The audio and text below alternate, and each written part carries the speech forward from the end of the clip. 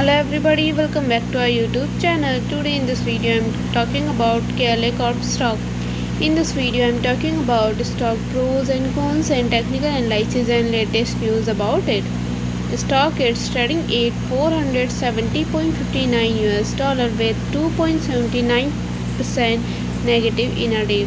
We can easily see stock was volatile for a day. The volume of stock was recently not all-time high, so the fundamental stock is not better for today. Before buying and selling the stock, please consult your financial advisor. Today's video is done. Thanks for watching. Please subscribe my YouTube channel and like the video and also comment all related queries.